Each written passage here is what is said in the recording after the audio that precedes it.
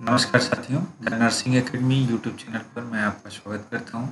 दोस्तों, communicative English के continuous session में हम लोग रेमेडियल इंग्लिश ग्रामर के अंतर्गत बेसिक इंग्लिश ग्रामर की बात कर रहे हैं, जिसके अंतर्गत हमने इसके पहले 4 लेक्चर आप लोगों को प्रोवाइड कर दिया है, जो प्लेलिस्ट में उपलब्ध है। तो आगे के पोर्शन को कवर करते हैं। चलिए स्टार्ट करते हैं आज का वीडियो। तो जैसा कि हमने आपको बताया था कि टॉपिक 1 अभी हमारा चल रहा है, जो टाइम और टेंस से रिलेटेड है। तो टेंस के आपका प्रेजेंट टेंस और पास्ट टेंस हमने कवर कर दिया। अब हम बात करें फ्यूचर टेंस की। तो टेंस का ये 5वां पार्ट है, जो हमारे फ्यूचर टेंस से रिलेटेड होगा। इसके पहले आप बेसिक समझने के लिए आप इसके पहले के वीडियोज़ को जरूर देखें, जिससे कि आने वाले एडवांस ग्रामर के पोर्शन आपको आसानी से समझ में आ जाए। तो हम आज बात करते हैं फ्यूचर टेंस का। तो फ्यूचर टेंस में जैसे कि हमने बताया था कि हर टेंस में, चाहे प्रेजेंट टेंस रहे, पास्ट टेंस रहे, चाहे फ्यूचर टेंस रहे, हर टेंस के 4 प्रकार होते हैं। There are 4 kinds of tenses in each part. तो फ्यूचर टेंस में हम फर्स्ट की बात करेंगे, फ्यूचर इंडेफिनिट टेंस। तो फ्यूचर इंडेफिनिट टेंस किसको हम बोलते हैं? आपको जैसे ही पता, जैसा कि नाम से पता है, फ्यूचर मीन्स भविष्य में, आने वाले दिनों में। तो हमारा जो कॉन्सेप्ट रहेगा उसी से रिलेटेड रहेगा। आप यहाँ देख सकते हैं, This tense is used when the action is to take place in future. यह इस प्रकार का टेंस होता है जहां पर कोई भी एक्शन आने वाले निकट भविष्य में होने की संभावना व्यक्त की जाती है, उसको हम फ्यूचर इंडेफिनिट टेंस बोलते हैं। चलिए हम इसको एग्जाम्पल के थ्रू समझते हैं। एग्जाम्पल, हम सबसे पहले अगर हिंदी में कोई सेंटेंस, कोई वाक्य दिया है तो हमें कैसे पता चलेगा कि यह फ्यूचर इंडेफिनिट टेंस का वाक्य है। तो आपको मैं जो कीवर्ड्स है वो मैं बताऊंगा। गा, गे, गी। गा, गे, गी अगर किसी भी वाक्य के अंत में आता है तो आप ये मान लीजिएगा कि ये फ्यूचर इंडेफिनिट टेंस का वाक्य है। बाकी हम जैसे ही वीडियोस हमारा आगे बढ़ेगा उसमें हम कुछ कीवर्ड्स भी आपको बताएंगे, जिसमें आप आसानी से इंग्लिश के दिए हुए सेंटेंसेस को आप आसानी से पकड़ सकते हैं, आप आसानी से पता कर सकते हैं कि यह किस प्रकार का टेंस है। तो हिंदी में अगर आएगा, गा, गे, गी यहाँ पर रहेगा तो आप समझ लीजिएगा। देखिए यहाँ पर भी गा है और गे है, गा, गे, गी। अब रही इंग्लिश की बात। इंग्लिश में इसका जो हेल्पिंग वर्ब होता है वो विल और शैल होता है। देखिए आप यहाँ पे विल आया है और शैल आया है, और वर्ब का फर्स्ट फॉर्म होता है V1। विल शैल के साथ वर्ब का फर्स्ट फॉर्म रहता है। तो आप उससे आइडिया लगा सकते हैं कि यह जो सेंटेंस है ये फ्यूचर इंडेफिनिट टेंस का है। फॉर एग्जांपल आप देख सकते हैं, वह कल आगरा जाएगा, तो he will go to Agra tomorrow. दोस्तों, हमने जो हिंदी का वाक्य है, हिंदी का वाक्य तो ग्रामेटिकल जो स्ट्रक्चर है उसके हिसाब से लिखा गया है। इंग्लिश का वाक्य भी जो सेंटेंस है वो ग्रामेटिकल स्ट्रक्चर पर लिखा गया है, लेकिन जो लिखने का जो राइटिंग स्ट्रक्चर है वो पूरे कैपिटल में है। कैपिटल में हमने आपको समझाने के लिए बताया है। बाकी जब हम आगे स्लाइड में देखेंगे तो वो ग्रामर के हिसाब से कैसे, किस प्रकार से लिखते हैं। फर्स्ट जो वर्ड होता है वो कैपिटल होता है, उसके बाद के आने वाले जितने भी प्रीसीडिंग लेटर्स रहते हैं वो स्मॉल होते हैं। तो ये हमेशा ध्यान रखना है। नेक्स्ट वाक्य है, मैं आपको उसका पता नहीं बताऊंगा। I shall not tell you his address. तो आप देख सकते हैं यहाँ शैल आया है, ये निगेटिव है, नॉट, टेल फर्स्ट फॉर्म है, वी फर्स्ट फॉर्म। क्या पिताजी आपसे बात करेंगे? तो ये आपका प्रश्नवाचक वाक्य है। क्या आया है? Will father talk to you. इस प्रकार से जो वाक्य आते हैं, चाहे हिंदी में चाहे अंग्रेजी में, वो हमारा फ्यूचर इंडेफिनिट टेंस के वाक्य होते हैं। चलिए हम इसको एक एक करके समझते हैं। तो सबसे पहला, जैसे पता है कि हर प्रकार के टेंस में 4 प्रकार के वाक्य होते हैं। तो सबसे पहला मेन 3 होता है, तीसरे का जो इंट्रोगेटिव होता है वो 2 पार्ट में बटे हुए हैं, तो इसलिए मैंने डायरेक्टली आपको 4 पार्ट बोल दिया। तो सबसे पहले हम लेते हैं पॉजिटिव सेंटेंस, जिसको हम बोलते हैं सकारात्मक वाक्य। अगर हिंदी में हम बात करें तो इसको सकारात्मक वाक्य बोलते हैं। तो इसका जो सेंटेंस स्ट्रक्चर होगा वो क्या होगा? सबसे पहले सब्जेक्ट आएगा, उसके बाद शैल और विल आएगा। हम आपको बता दें, जो इसमें 2 होता है, शैल और विल। इसके पहले जितने भी सेंटेंस आप टेंस से पढ़े उसमें कई प्रकार के टेंस ऐसे थे जिसमें आप फर्स्ट पर्सन प्रोनाउन के साथ अलग प्रयोग करते थे, सिंगुलर सब्जेक्ट के साथ अलग हेल्पिंग वर्ब का प्रयोग करते थे और प्लूरल के साथ अलग हेल्पिंग वर्ब का प्रयोग करते थे। लेकिन इसमें यहाँ पे जो शैल है, शैल फर्स्ट पर्सन प्रोनाउन के साथ यूज होगा। फर्स्ट पर्सन प्रोनाउन के साथ, फर्स्ट पर्सन प्रोनाउन में क्या आता है, प्रोनाउन आई और वी के साथ, आई और वी के साथ शैल का यूज होगा। बाकी बचे हुए जितने सेकेंड और थर्ड पर्सन के प्रोनाउन होते हैं वहां पे विल का उपयोग होगा, विल का प्रयोग होगा। तो ये एक मोटा मोटी आप जान लीजिए, मैंने आपको बता दिया। तो इसका स्ट्रक्चर यही है, सब्जेक्ट, शैल, विल, दोनों में से एक लगाना, वर्ब का फर्स्ट फॉर्म रहेगा, उसके बाद ऑब्जेक्ट आएगा। चलिए हम एग्जाम्पल के थ्रू इसको समझते हैं। Nobody will go anywhere tomorrow. Nobody यहाँ पर सब्जेक्ट है, कोई भी, विल चाहे सिंगुलर रहे चाहे प्लूरल रहे, अगर आई और वी के अलावा कोई भी सब्जेक्ट है उसके साथ हमेशा विल का उपयोग होगा। कुछ एक्सेप्शनल केसेस रहते हैं जहाँ पे विल की जगह शैल भी हो जाता है। गो फर्स्ट फॉर्म है, anywhere object, tomorrow denoting time. Next, Sohan will by the clothes from the market. Sohan subject हो गया, विल आपका हेल्पिंग वर्ब हो गया, बाई वर्ब फर्स्ट फॉर्म हो गया, द क्लॉथ्स ये आपका ऑब्जेक्ट हो गया, from the market. Next, we shall pass the exam. We आप देखिए ये फर्स्ट पर्सन प्रोनाउन है, वी के साथ शैल आएगा। ये नॉर्मल सेंटेंस है, यहाँ पे प्रेडिक्शन दिया जा रहा है। पास, पास फर्स्ट फॉर्म है, वी फर्स्ट फॉर्म और ये ऑब्जेक्ट हो गया। तो इस तरीके से हम पॉजिटिव सेंटेंस का स्ट्रक्चर बनाते हैं। आशा करता हूँ ये आपको क्लियर हो गया होगा। नेक्स्ट देखते हैं हम निगेटिव सेंटेंस। निगेटिव सेंटेंस में क्या होगा, वही रहेगा जो पहले आप टेंस में पढ़े हैं। सब्जेक्ट, शैल, विल, जो भी दोनों में से एक रहेगा, उसके बाद नॉट आ जाएगा, वर्ब का फर्स्ट फॉर्म, उसके बाद ऑब्जेक्ट। चलिए इसको हम एग्जाम्पल की तरह समझते हैं। For example, I shall not go to his house tomorrow. I आपका फर्स्ट पर्सन प्रोनाउन हो गया, उसके साथ आई के साथ मैं बताया था आई और वी के साथ शैल लगता है तो शैल हो गया। उसके बाद नॉट है, निगेटिव सेंटेंस है तो नॉट आ जाएगा, उसके बाद वर्ब फर्स्ट फॉर्म, उसके बाद टू ये आपका प्रीपोजिशन हो गया, हिज हाउस ऑब्जेक्ट हो गया, tomorrow denoting time. Next, you will not go there. You आपका सब्जेक्ट हो गया, यू के साथ विल, नॉट गो वो फर्स्ट फॉर्म, देयर ऑब्जेक्ट। आप देख सकते हैं मैं 2-3 सेंटेंस आपको बताया जिसमें टुमारो आपका बार बार रिपीट हो रहा है। तो ये आपका टुमारो अगर आएगा तो ये कीवर्ड है जो हमेशा डिनोट करता है कि ये फ्यूचर टेंस में यूज होगा। नेक्स्ट हम देखते हैं, Ramesh will appear in UPSC exam on coming Sunday. तो रमेश सब्जेक्ट हो गया, रमेश के साथ will appear,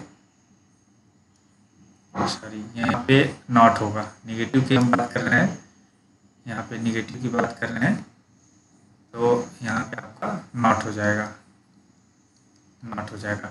Ramesh will not appear in UPSC exam on coming Sunday. तो इस प्रकार से हम निगेटिव सेंटेंस का फॉर्मेशन करते हैं। नेक्स्ट हम देखते हैं, हाँ एक चीज ध्यान देना है, शैल और नॉट को, शैल नॉट लिखा है, आप शैल नॉट भी लिख सकते हैं या शॉर्ट फॉर्म में शॉर्ट भी लिखते हैं, SHA'T, और विल नॉट को वोंट लिखते हैं। शैल नॉट का बहुत कम यूज होता है, विल नॉट का आप देखते होंगे, आप अगर सेंटेंस को गो थ्रू किए होंगे तो आप देख रहे होंगे कि वोंट का अधिक उपयोग होता है। तो इस तरीके से आपको पता होना चाहिए। नेक्स्ट हम देखते हैं इंट्रोगेटिव सेंटेंस। तो इंट्रोगेटिव सेंटेंस के फर्स्ट पार्ट को हम देखेंगे जो क्लोज्ड इंडेड रहता है। क्लोज्ड इंडेड मैंने आपको बताया था जो हेल्पिंग वर्ब से स्टार्ट होता है। तो हेल्पिंग वर्ब विल सेल है, विल सेल से स्टार्ट होने वाले जो रहेंगे, उसके बाद आपका सब्जेक्ट आएगा, उसके बाद वो फर्स्ट फॉर्म आएगा, उसके बाद ऑब्जेक्ट आ जाएगा। चलिए हम देखते हैं इस प्रकार के सेंटेंसेस का स्ट्रक्चर कैसे होता है। Will he go to school tomorrow, क्या वह कल स्कूल जाएगा।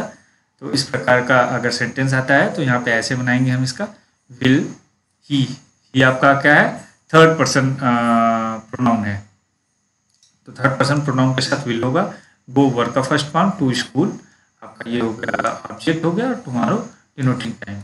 नेक्स्ट हम देखते हैं, shall we go to the fair tomorrow daddy. एक बच्चा एक बेटा अपने डैडी से पूछता है क्या हम लोग कल मेला देखने जाएंगे। तो वी है यहाँ, वी फर्स्ट पर्सन प्रोनाउन है, उसके साथ शैल हो गया, गो आपका वर्ब का फर्स्ट फॉर्म है, टू आपका प्रीपोजिशन हो गया, टू द फेयर। कुछ ऑब्जेक्ट्स ऐसे होते हैं जिनके पहले आप प्रीपोजिशन का यूज करते हैं, to the school, to the fair, to the market, इस प्रकार का होगा। जब प्रीपोजिशन हम पढ़ेंगे तो आपको बताएंगे कहाँ कहाँ उसके बारे हम करते हैं। तो हमारा जो भी वीडियोस रहेगा आपको इस प्लेलिस्ट में एक दूसरे से कम्युनिकेटिव इंग्लिश के जो भी वीडियोस रहेंगे एक दूसरे से कनेक्टिविटी रहेगा। आप एक एक करके स्टेप बाय स्टेप देखेंगे तो आपको पूरा कॉन्सेप्ट क्लियर होता जाएगा। तो टुमारो डैडी हमेशा ध्यान रखिएगा, जो भी इंट्रोगेटिव सेंटेंस रहते हैं उसके चाहे हिंदी में रहे चाहे इंग्लिश में रहे, उसके लास्ट में जैसे हम निगेटिव और पॉजिटिव सेंटेंस में फुल स्टॉप देते हैं वैसे ही इसमें क्वेश्चन मार्क का हमेशा वो रहेगा, क्योंकि ये पंचुएशन का क्वेश्चन रहता है, सेंटेक्स में क्वेश्चन आ सकता है, तो हमेशा आपको ध्यान रखना है। नेक्स्ट हम देखते हैं, will Mohan visit his native tomorrow, क्या मोहन अपने नेटिव कल जाएगा? तो मोहन थर्ड पर्सन, ये संज्ञा है not pronoun, this is third person noun. Will होगा विजिट वो first form, his native object tomorrow. आप देख सकते हैं बहुत सारे सेंटेंस में आपको टुमारो हमेशा मिल रहा है। ये आपका कीवर्ड है कि टुमारो जहां भी आता है वो हमेशा आने वाले कल को डिनोट करता है, जो कि फ्यूचर टेंस को रिप्रेजेंट करता है। तो इस प्रकार से हम तीन प्रकार के जो इसके मेन स्ट्रक्चर होते हैं उसको हमने देखा। आइए हम कुछ मेन इसके इंपॉर्टेंट रूल्स हैं उसको हम गो थ्रू करते हैं। अच्छा, ओपन एंडेड, तो ओपन एंडेड की हम बात कर लेते हैं। ओपन एंडेड में क्या होता है, WH वर्ड होता है, WH वर्ड से स्टार्ट होता है, उसके बाद सब्जेक्ट, उसके बाद जो है हेल्पिंग वर्ब है, हेल्पिंग वर्ब आएगा, विल या शैल, उसके बाद सब्जेक्ट आएगा, उसके बाद वर्ब का फर्स्ट फॉर्म होगा, उसके बाद ऑब्जेक्ट आएगा। चलिए इसके एग्जांपल हम देखते हैं। Why will he go there tomorrow, वह कल वहां क्यों जाएगा? इसका हिंदी इस प्रकार से होगा, क्यों के लिए वाई हो गया, ही सब्जेक्ट है तो उसके लिए will, go word first form, there object हो गया tomorrow. Next, what shall we eat tomorrow during tour, कल टूर के दौरान हम क्या खाएंगे? तो क्या के लिए व्हाट हो गया, we first person pronoun, shall हो गया, eat verb first form, tomorrow during tour. Next हम देखते हैं, when will he start the meeting, वह मीटिंग की शुरुआत कब करेगा? तो कब के लिए व्हेन हो गया, उसके बाद ही आया है, ही के लिए will, start verb first form, the meeting object. इस प्रकार से आप देख सकते हैं कि बहुत इसमें टिपिकल नहीं है, बहुत सिंपल है। इसका आपको ध्यान रखना है कि इसका जो हेल्पिंग वर्ब होता है विल शैल होता है, उसके साथ वर्ब का फर्स्ट फॉर्म होता है। बाकी हम कुछ कीवर्ड्स की बात करेंगे, जो कीवर्ड हमेशा आपको डिनोट करेगा कि ये फ्यूचर टेंस का है। तो चलिए हम बात करते हैं। अच्छा, उसके पहले कीवर्ड्स की बात करने के पहले हम यूज ऑफ विल और शैल की बात कर लेते हैं कि शैल और विल का कहाँ उपयोग होता है। हमने आपको बता दिया फर्स्ट पर्सन प्रोनाउन के साथ आई और वी के साथ शैल का उपयोग होता है, बाकी बचे हुए जितने भी सेकेंड पर्सन और थर्ड पर्सन प्रोनाउन है उनके साथ विल का प्रयोग होता है। तो यहाँ पे देखिए फर्स्ट पर्सन सब्जेक्ट के साथ शैल लगता है, जो अगर पॉसिबिलिटी को डिनोट कर रहे हैं। अगर जैसे मैं कल वहां जाऊंगा, तो मैं के लिए आई हो गया, आई शैल गो देयर। तो जाऊंगा ये पॉसिबिलिटी है, बट नॉट डिटर्मिनेशन कि मुझे कल वहां जाना ही है। इस प्रकार का सेंटेंस होगा तो उसमें थोड़ा सा नियम चेंज हो जाएगा। तो जहां पे संभावना दिखाई पड़ रहा हो, जहां पे पॉसिबिलिटी दिखाई पड़ रहा हो, वहां फर्स्ट पर्सन प्रोनाउन आई और वी के साथ हमेशा शैल का उपयोग होगा। For example, I shall come tomorrow, मतलब हो सकता है कि मैं कल आऊं या नहीं भी आऊं, हो सकता है आए या नहीं भी आए, मतलब it's not fix, it's the possibility that I will come tomorrow. तो इस प्रकार का सेंटेंस में शैल का उपयोग होगा। बाकी अगर फर्स्ट पर्सन का सब्जेक्ट आई और विल किसी डिटर्मिनेशन को डिनोट कर रहे हैं तो वहां पे अपोजिट हो जाता है, शैल की जगह विल का उपयोग होगा। जहां पे मस्ट हो, निश्चितता दिखाई जा रही है, for example I will come tomorrow. अगर देखिए आई शैल कम टुमारो और आई विल कम टुमारो दोनों में बहुत अंतर है, जमीन आसमान का अंतर है। शैल और विल केवल हेल्पिंग वर्ब चेंज है। यहाँ अगर विल लग गया आई और वी के साथ तो यहाँ पे निश्चितता दिखा रहा है, डिटर्मिनेशन दिखा रहा है कि मैं कल वहाँ निश्चित ही जाऊँगा, उसमें कोई संभावना नहीं है। तो हमेशा ये याद रखिएगा, जहाँ पे डिटर्मिनेशन की बात हो वहाँ पे ठीक उसका आई और वी के साथ विल का उपयोग होगा।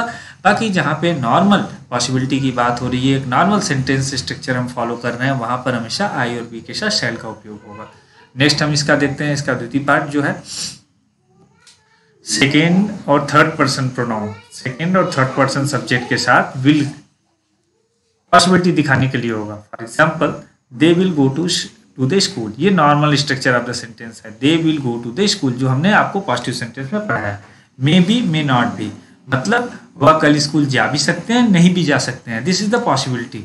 लेकिन अगर सेकेंड और थर्ड पर्सन का जो सब्जेक्ट है वह किसी ऑर्डर या कंफर्मेशन फॉर्म में है तो वहां पे हमेशा शैल का उपयोग होगा।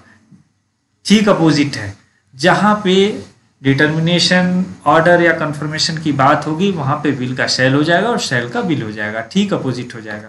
For example, they shall go to the school means कल वह स्कूल जाएंगे ही, means there is a determination that they have to go to the school, definitely they will go. तो अगर दे के साथ शैल आ गया तो means surety is there, 100% surety is there. तो ये हमेशा, ये एक छोटा सा इसका नियम है, हमेशा शैल और विल का आपको हमेशा माइंड में रखना है। ये शैल विल जो फ्यूचर के 4 पार्ट हैं, सेम नियम अगर विल की जगह शैल का जहाँ हो गया चेंजेज और शैल की जगह विल का हो गया, वो चारों पार्ट में आपको काम आएगा। नेक्स्ट हम देखते हैं स्पॉट द एरर। तो हमने जो सेशन ये बनाया है, इस सेक्शन पे एक क्वेश्चन आपको दिया है जो आपको हेल्प करेगा कि किस प्रकार के सेंटेंस स्ट्रक्चर आता है स्पॉट द एरर से। यह है, after you will return from Mumbai I will come to meet you, no error. इस सेंटेंस को 4 पार्ट में बांटे हैं। जो स्पॉट द एरर टाइप के जो क्वेश्चन आते हैं वनडे एग्जाम्स में या किसी भी कॉम्पिटिटिव एग्जाम में, वो इस प्रकार के रहते हैं। पार्ट ए, बी, सी और डी। डी में रहता है नो एरर, अगर कोई एरर नहीं है तो आप डी को क्लिक कर सकते हैं। बाकी अगर किसी पार्ट में एरर है तो आप देख सकते हैं। तो हमने जो सेशन आपको पढ़ाया है उसी पे बेस्ड है, बहुत सिंपल है। देखिए, अगर 2 पार्ट में, मैंने इसके पहले जो लेक्चर लिया था जिसमें पास्ट परफेक्ट टेंस को कवर किया था, प्रेजेंट परफेक्ट टेंस में हमने बताया था कि आफ्टर और बिफोर से अगर कोई सेंटेंस 2 सेंटेंस को कंबाइन करके रिप्रेजेंट कर रहा है तो दोनों सेंटेंस का फॉर्मेशन केवल एक टेंस में नहीं होगा। तो यहाँ पे आप देख सकते हैं you will return Mumbai, I will कम, यहाँ पे दोनों देखिए फ्यूचर इंडिफिनिट टेंस को डिनोट कर रहे हैं। तो ऐसा नहीं होता है।